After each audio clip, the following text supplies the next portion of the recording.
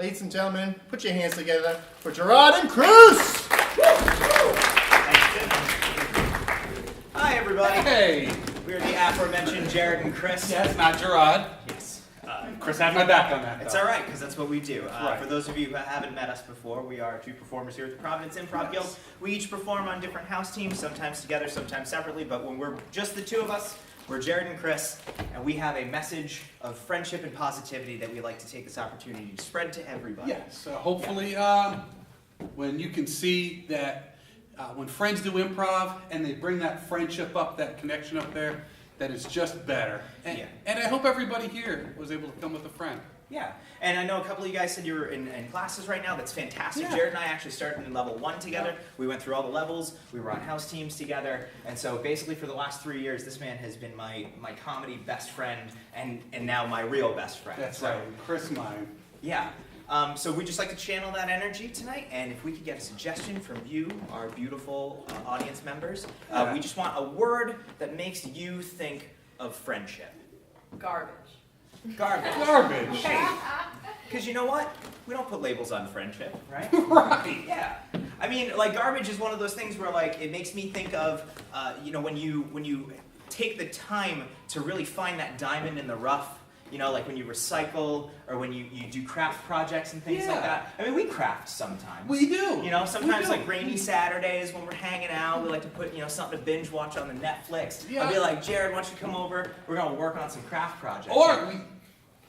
Oh, I'm sorry. No. I was just going to talk about you remember the time we did the model cars? Oh, I was going to, but yeah, that's... No, so like basically like, you know, I have a thing where like I really like to do, you know, those model car kits that you can get from like like the arts and crafts stores and stuff like that. And I'm not a car guy myself, like my dad was a mechanic, so I didn't have to worry about cars when I was growing up, he just did all the work. And so like, but I like building things, like I have a kind of like that thing where like just to see something completed to the end is like a thing that like makes me really, you know, proud. So I get model car kits and I asked Jerrod to come over and we were working on a kit for a little while and it was a 67 Mustang. Cherry red, and we were gluing the pieces together, and he did the dumbest thing. He was looking at the model, the instructions, and he had the glue, and I don't think he realized that, like, once you put those things together, I mean, they're together, you know, they don't come apart. So he was just gluing parts kind of willy-nilly, and, you know, one thing led to another, and, like, the whole thing was just this, like, the piece that he was building was, like, a mess. You know, we had to throw the kit out, but it's not the point, you know, the point is... No, and, you know, sometimes that can happen, you know, you're out, you're trying to accomplish something, get something done, and you've got somebody behind there just like, you know, really just make sure you do this. Don't forget to do that. It's got to be perfect at the end. Yeah. And, you know, you're trying to have fun, you're trying to enjoy stuff, but you know those people, right? The ones who they don't let you enjoy what you're doing. They have to sit there and just micromanage every step of something that you're just trying to do a little. It's not micromanaging. It's the idea of putting your heart, soul into the craft that you're working on, and you want to see it done properly and very clearly detailed directions. And we're not talking, you know, rocket science. It's, you know, it's like 3 steps below IKEA furniture. You know what I mean? It's like very clearly labeled, big, colorful pictures of what all the parts look like, arrows that connect point to point, so it's very, very... Yeah. Like, I think it was like an ages 6 and up model. So it seemed like the kind of thing that would be... And it's really easy to pay attention to each individual step when you're trying to read it. You've got somebody like poking their finger on it, being, don't forget this! No, you don't! Like, look how they're holding it in the picture! You've got to hold it just like that. I mean, that's what makes it a lot of fun.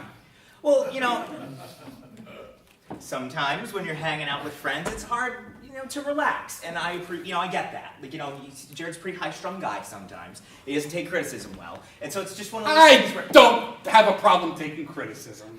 Well, all right, but the point is, like, sometimes some good-natured ribbing can go awry, or sometimes you're just trying to, like, joke about, like, hey, this model really looks like a piece of crap. What are you doing, you idiot? He just doesn't get the joke, you know? Yeah, sometimes it's not really joking when you do that, though. I mean, that's mean. You're name-calling. That's just... kind of being a jerk. That's pet names. It's that pet names. Not pet name. No. Like Honeydoodle is a pet name. I would never call you Honeydoodle. That's all right. I don't want you to call me Honeydoodle. No. But maybe something other than idiot. Well, I thought it was kind of funny. Oh, well, being mean is funny to you, I guess. It's not. Well, it's not being mean is not funny, but it's the idea that we're comfortable enough as friends that I can point out your flaws in public, and it's not a big pointing out. I mean, there's nothing. We can't do anything without you just pointing. Excuse us. I'm for a sorry, second, guys. Sorry folks. about this. We can't do anything without you just sitting there and trying to point out everything I'm doing wrong. It was a thing for kids. It was a kid's toy that we were working on. It was a throwaway craft. It was like, come on over. And we threw it away, and you got. I threw it away because you you sucked at it. You What? sucked at it, and it was garbage. I sucked at it because of you, because of the way. You know what? We're not doing doing this this right now. We're not.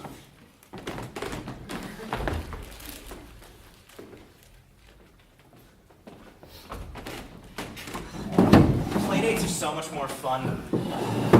Man, it's just like the other kids at school, I don't know, they kind of pick on me, and when my mom said she called your mom and she sent us up on a play, I was so happy. I was so happy too. Oh, that was so much fun. I can't wait. Just gonna have so much fun. No. I can't contain myself. Do you want snacks? I got juice boxes. My mom packed all kinds of food. I love juice boxes. I love juice boxes. Do you have an apple? Apple's my favorite kind of juice box. Apple's my favorite kind. Oh my God, we both love apple juice boxes. Oh. I can't get my straw in. Can you get my straw in? I sure can. Here, let's try. Ready? Hold it still. Wow, your knees buckled when I did that. I was just so nervous. I didn't think it was going to happen.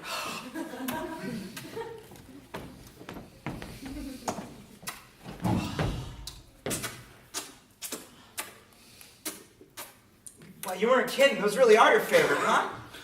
I can't get enough of these things. I got a whole cooler full. My mom just fills the mini fridge with snacks, and she just lets me just hang out down here by myself. Your mom is so cool. I know. Oh man. My dad says she's raising me to be a latchkey kid, but I don't know what that means. It sounds cool, whatever it is.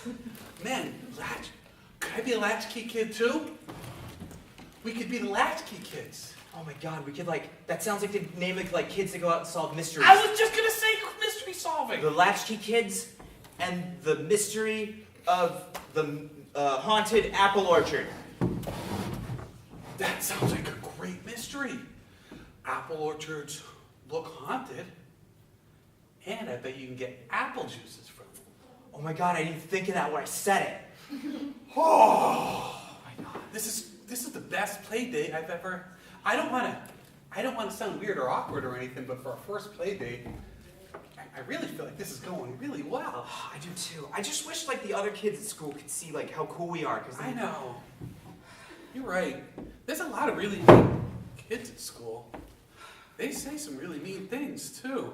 Well, my mom says that when somebody's mean, it's just because they're jealous because I'm so cool, and that I should take it like a compliment, because sometimes when people say things, it's not what they really mean. And then she said a bunch of other stuff, but I kind of stopped paying attention. You know what? I think your mom's right. I think when people are being mean, it's because there's something wrong with them. You should never feel bad when people are saying mean things to you. It probably means that they're just jerks and have some sort of emotional issues that they haven't really dealt with yet. Wow. Man, Jack, you're really smart. I felt like I didn't really understand what my mom was trying to tell me, but thankfully you were composed enough to explain that in a way where it was like following a series of dots. And I could kind of put the whole puzzle together and see the meaning behind what my mom was trying to say. That's so true. And you know what's great? You were able to connect those dots yourself. You didn't have to have me walk you through each dot to reach the conclusion that you did. And it's a great conclusion. I don't know, don't sell yourself short, Jack. I mean, sometimes friends just need a leader, you know? Somebody who can just be there to point things out and make sure that things are getting done right and said properly and understood well enough. Because there's nothing worse than when you're hanging out with somebody and plans just don't go the way that they were intended, you know? Yeah, but a lot of those are like those mean kids at school. They think they're cool, they think they're smart, but really they're dumb. And they're just trying to be a jerk to cover that up because they're insecure. I don't know. I think maybe my mom kind of had a point. You know, maybe sometimes people who tease and call names, they're really just trying to be nice, and maybe we just need to be a little bit more patient with them and understand that deep down everybody's trying to be your friend. No, you can't let them act that way, because if they do, they'll grow up to be that way. And adults who are like that are horrible. They'll only have people hang out with them out of pity. We don't want people to be like that. Those are the worst people. No, the last thing I'd want would be to have a friend that just kind of comes over and hangs around because I kind of pity them and I look for things to do with them that are like really simple and easy because conversation gets tedious sometimes and you really just want to put on something on TV and do like some really simple puzzles or something because you don't really feel like talking to them like real people. Yeah. And you don't, because then you'd have friends who just come over who instead of doing something fun like going to a bar or hitting up Dave & Buster's or something like that, out of pity, go to that friend's house who likes to do little kid things like put together models and stuff. Well, I don't know, Jack. I mean, we are little kids. I mean, gosh, I got a long time to go before I can go to a Dave & Buster's. Oh, well, someday you'll be able to. It'll be so much fun. You can play the games there. The games at Dave & Buster are so fun. But here's the thing. When somebody else is playing the game, at Dave & Buster's, you have to let them play the game. You can't sit there and tell them, this is how you should be playing that game. You got to be putting a little token in like that. Make sure you jump when the light comes around. No, you did it too soon. Oh, you did it too soon again. Oh, no, you messed up. Now we've got to throw out the Dave & Buster's game. That would be bad. Yeah, Jack, that'd be really bad. If you can't really follow directions, maybe you shouldn't go to the Dave & Buster's at all. You know what? Maybe if you can't do an improv scene without being an asshole to your buddy, you shouldn't be doing improv. Who's being an asshole? You're being an improv. Well, I can't help it if I'm being inspired to do the scene by your ineptitude, okay? Oh, ineptitude? Yes. I've been carrying the scene. What? You're just out there trying to score points. I'm over here working hard. As usual, I'm working hard. You're over there just trying to do little things to make yourself feel like you're doing good. Really working hard in the scene. Okay, you know what? If I didn't walk you through the scene and lay up a bunch of shit for you to do. Oh, okay? see, if you had micromanaged every step, I still would have gotten there and it still would have been fine. And it wouldn't have been this garbage. Garbage? Got to now. We are not doing this. We are not doing this right now.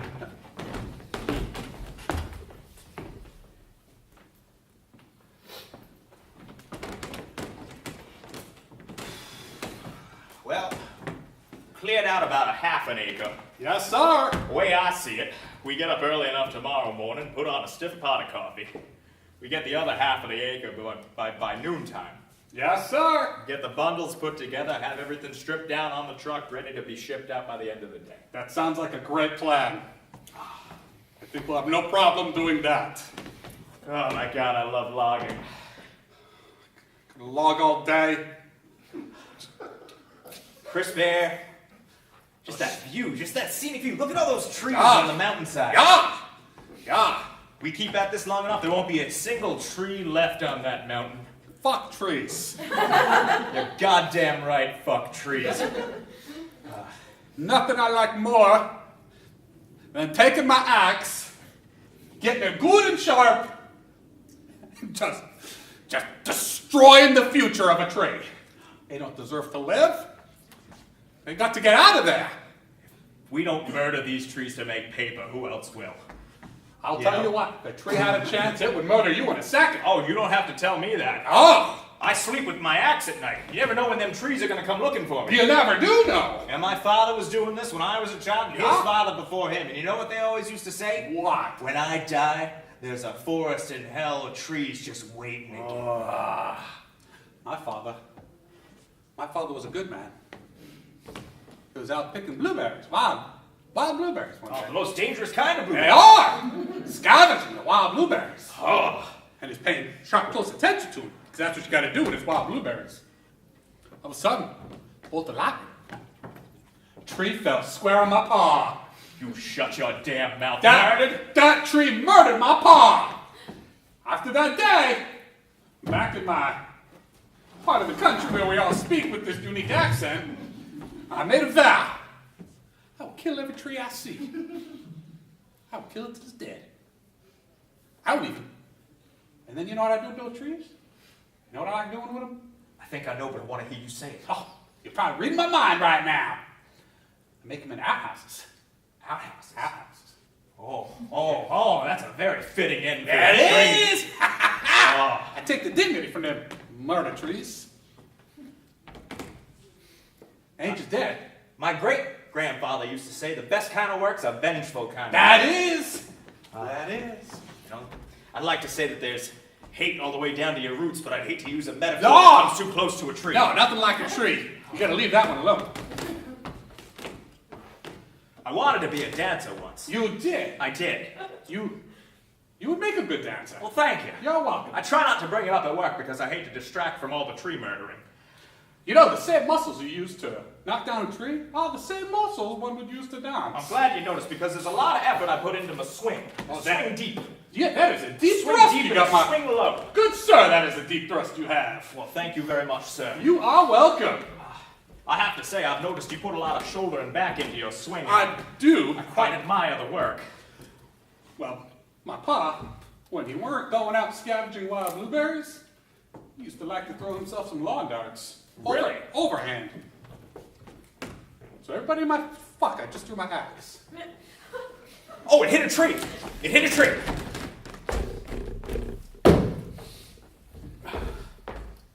Rufus, even when you're not trying, you're murdering They trees. deserve to die. That they do. Your father sounds like a smart man. He, a brilliant man. Full of wisdom, hates the outdoors, plays simple childlike games like lawn darts. Yes. Yes. Nothing eases the mind quite like a very simplistic childlike game. Nothing simpler than just throwing a really pointy object in a lawn full of small children. That's true. That's true. My father, I lost many young brothers and sisters due to that game. But when those of us who made it were strong. Oh, We were strong. And my father, although he did love them, simple games, any child could do. Anybody, the IQ of a fancy monkey. Boy. And then ultimately he met the type of end one would suppose for someone like that. death by lawn dart. Death by tree. Well, oh, that's right. That was the We tree. covered that like, you know, Sorry, I'm not very good with following. You know, I try to listen sometimes, but then I just hear the trees whispering. I hate their whisper. You know what they're saying? You'll never cut me. You're wrong, trees! You're wrong. Cut them trees down. And you know what? You know the great thing about just the two of us out here doing them cutting down trees? Each of us does it our own way. We each have our own style for cutting down trees. You got that deep squat. I got the back and arms. Wheel! That's right. I would never ever tell you you're doing it wrong. Because you're doing it the way that you're doing it. It's funny that you should mention that. For as much as I admire your swing, I did have a couple of points I'd like to give you, if you don't mind a simple, honest criticism. Honest criticism is one someone can grow from. So I think that when you're swinging, maybe if you want to include just keeping your left arm a little bit more rigid, because I feel like if you swing a little bit too hard, you'll throw your back out, and then that's how the trees win. Well, I appreciate the advice that you provided here, but I would say that killing trees, murdering them, hearing them scream is my passion. And I don't think I need... Thank you for offering. Fair enough. With all due respect, just trying to throw that out there as just a simple gesture of goodwill and a little bit of maybe something to help you in the future. Because I mean, you never know. This is the life we live. This is the only thing we got. And the last thing I'd hate to see is for you to just crash and burn and ruin everything because of a simple little missed opportunity to take some helpful advice. Well, I have made it this far in life, sir. Barely. I made it up to this point, no problem. Yeah, I would say it's been a pretty close call a couple of times out there. I'm here though, ain't I? Well, Yeah, I think I can do it. And you know what? There ain't no wrong way to cut down a tree. As long as the tree dies, we're okay. You just gotta be able to accept that maybe not every tree ends up with the perfectly flat stump at the bottom. I'd be willing to concede if only you would at least thank me for the advice. Admit maybe that there's some times when it's possible that somebody else might be giving you some form of direction that may be beneficial to you in some way. You were really digging your heels in on that little bit of advice that you It's gave. just a little irksome that I'm trying to help somebody out and then they continually choose to not listen and keep going about their day doing things that don't make sense, things that even a child should be able to do, like swing a simple axe. Not like the advice you gave was something written by the Founding Fathers or something like that. You just said to swing it a little differently. It's really, if you think about it, not that smart of advice at all. I don't think you need to be bringing the Founding Fathers into this. Why, George Washington was a fantastic axeman. Weren't a cherry tree left on his entire acre. That's right. He cut them all down. Didn't have anybody tell him how to do it. Maybe you could just, admit that sometimes you need direction and it's important to listen to your friends when they're trying to help you. Or maybe you could just let people do things the way that they're doing them and not sit there and just dig in and get on their nerves, especially when they're carrying an axe. Well, maybe I need an extra $13.50 to pay for that model that you destroyed. Oh. It was a 67 Corvette. It was the one I really wanted to do, and you gummed up the motor. There's no salvaging it. I might as well just melt it down. Oh my God, where are you going to get another $13.50? It's principle. Where are you going to find another It's plastic principle. Corvette model? Oh my, you're cheap too, on top of all this other stuff. Hey, you don't have to drag that into this, okay? All right? Just admit, okay, that you couldn't put a simple child's toy together. You ruined my afternoon. You ruined my model. You never said you're sorry. Don't you think there's a problem if your afternoon is ruined because a model, a $13.50 model, Yeah, my didn't come problem out is that I have perfectly? stupid friends. I have a stupid friend. That is my problem. You know what? We're not going to do this right now. No, we're not doing this.